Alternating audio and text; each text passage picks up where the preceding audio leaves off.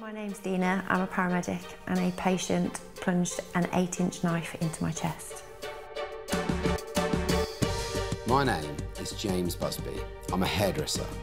When people sit in the chair, all I know is their name, never their story. Bring it all to the surface. Yeah. Next in the chair is Dina. Hey, you must be Dina. Yes. James, nice to meet you. How are you, okay? Good, thanks. Come take a seat. So you got extensions in? Yeah. So if I do like a bit more of like a soft like wave through it, it'd be really nice, almost like really understated, give it a little bit of movement, make the haircut pop, and just give it a bit more interest for the rest of the day. Okay. What do you do for work? I work for West Midlands Ambulance Service. I'm a paramedic. Paramedic, interesting. So I used to work on the road, so I was frontline. I came off the road a couple of years ago. Why did you decide to change?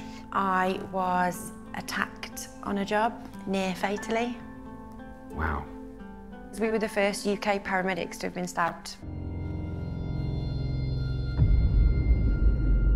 Would you give me a bit more detail on what happened, if you're happy to talk about it? Yeah. So we were called to a patient, Martin Smith, on the 6th of July in 2021 for a concern for welfare. So I tapped on the door and I just said, "Hello, ambulance service, yes. Are you okay?" And as I tapped on the door and pushed the door open, he jumped from behind the kitchen door with a knife in each hand and stabbed me twice in the chest. Oh my God. The whole scenario lasted 12 seconds from start to finish. That's awful to watch that video. My crewmate had obviously clocked what had happened, shoved me out the way, at which point then I heard him shout, "I've been stabbed."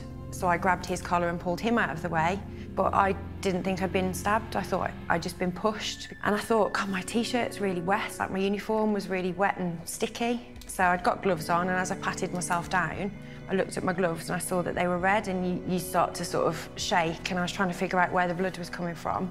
And as I pulled my T-shirt away, I saw that I had a big hole in my chest. That was it. Oh, wow. What knife did he have? You know, like your big kitchen chopping knives. So it's about that long, and then the base of it was about that wide. It went through and just caught the back of my shoulder blade. After that happened, what happened from I just bolted. What, sort of a panic thing? Just Yeah. get away from it, yeah. It's like fight or flight, and I just ran into his garden, got as far as I could, which was probably about 20 steps. Right. Before I collapsed. The police were then tasering the patient. Right. What have I done, man? What have I done? I knew I couldn't breathe. I knew that they were trying to stem the blood, and it was just seeping out everywhere. So then you start to think about your kids and like your family and stuff. How old are your children? 9, 14 and 15.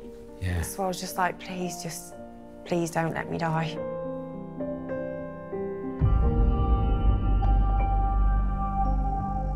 I had a collapsed lung. I had a blood clot formed in my lung that required surgery.